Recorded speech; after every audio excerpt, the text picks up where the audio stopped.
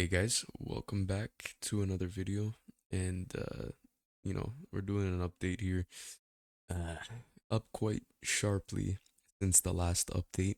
Um last update we were probably sitting at closer to 1,000 a month. Now I'm just about at the 3,000 a month average. It ranges between 35 and 40, a little over 40,000 a year. Now, I took a significant cut. I dropped the yield, and we've kind of changed the strategy within the last month. Um, yeah, because of the volatility, right? We're setting up a lot of these hedges. So you can see here, we're still using yield max to help increase our yield, but we are also getting into some, equity funds as well, right? Coca-Cola, Merck and Co, Home Depot, some great value names from the Dow. So this is our like Dow Jones exposure, and I have my Nasdaq 100 exposure, S&P 500 exposure in the form of QDTE and XDTE. So what's good about QDTE and XDTE is they will give you that um, exposure to the index, but they will outperform on down days. That's exactly what we want at this channel. We want to outperform on down days because we are using the dividends to pay down the margin. We're using margin at this channel. Okay. So a small amount of margin that the dividends could pay down in under a year's time, which will help offset the risk, right? So we can withstand almost 40% corrections in the market, which is great. Are available to withdraw is still very high. And we're making about 35,000, a little over 35,000 in dividends a year. And I'm not even using close to the $35,000 worth of margin. So it will be paid back in about 8 to 9 months. Okay. So a little bit of insight into it. We're using Yield Max, we're using Roundhill, we're using some Canadian ETFs as well. 'Cause I'm based in Canada here. HHIS is our primary holding, and from HHIS alone, we're doing 9,300 a year in estimated dividends. This is great. HHIS, I always call it my it's heavy, it's concentrated Nasdaq 100 exposure. So this is all a lot of the top technology companies that you will see in the Nasdaq 100. And with HHIS, they also have some small position weightings in Costco, Eli Lilly. So there is some that are not quite tech related, but HHIS, if you look on their chart, they've mostly been following the Nasdaq 100. Okay.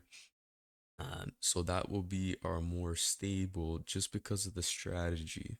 So with the strategy, because they use 25% leverage and then they only write cover calls on up to 50% of the portfolio, it will track the actual price movements of the NASDAQ a lot closer, which I like, right? That's what I'm going for.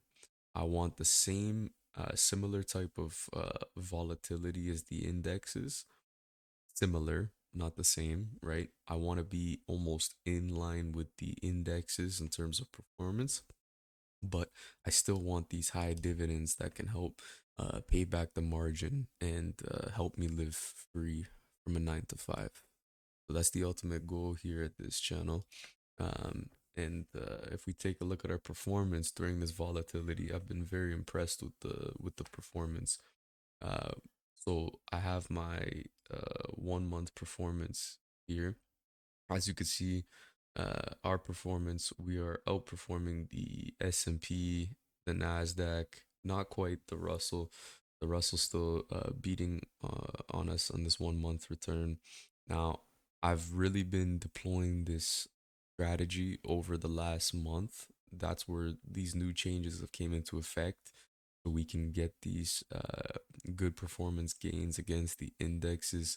I haven't really been following it the last 3 months, year to date, so it's only fair to compare between the last 1 month to 7 days, because where I started deploying this strategy was just about here, November 22nd, 21st is when I made a lot of major changes. So even if we look at the 7 day performance with the pretty extreme volatility we've had, you can see here on our 7 day we are actually sitting in between the Nasdaq and the S&P, outperforming the Russell over the last 7 days, which is good. Very, very good. Well, I mean, for me, that's my goal. That's all I can ask for. You could see the sharp drop, like a lot of volatility's been happening, right? Like this sharp drop in the Nasdaq, and then now it's been picking back up. Friday and Thursday was yield max dividend payout days. So when we received those dividends, it just boosted our performance on the way up past the S&P, but we're sitting almost right in the middle between the Nasdaq and the S&P, while we're still getting those high dividends that help us live free from a 9 to 5. Okay. If we look at our metrics are sitting in line as well. Volatility is lower than the broad market. Um, Sortino ratio is at 2.45, which is great. They say anything over 2 is considered to be good. And when you're running a covered call portfolio with margin, especially, the Sortino ratio is your most important metric, because this will only show how well your profitability compensates for risk on the negative returns only, right? So on your down days, for every 1 point of risk you're taking, we're doing 2.45, and that's how we get those outperformance on the down days in comparison to the Nasdaq and the S&P. Now, our overall volatility, overall profitability for risk is sitting at 9.61, which is actually in between the Nasdaq and the S&P.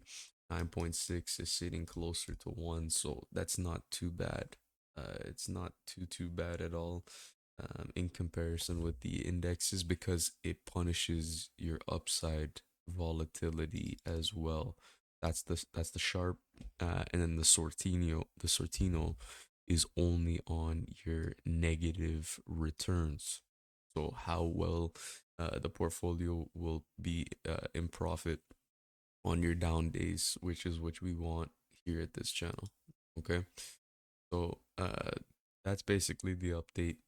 We're using yield max, we're using harvest, we're using round hill to help us pay down this margin in such a quick amount of time. Um, and that's how we're getting those outperformance on the down days when we factor back in dividends. Okay, so that would be it for this one. If you have any questions, just leave a comment down below, and we'll see you in the next one. Peace.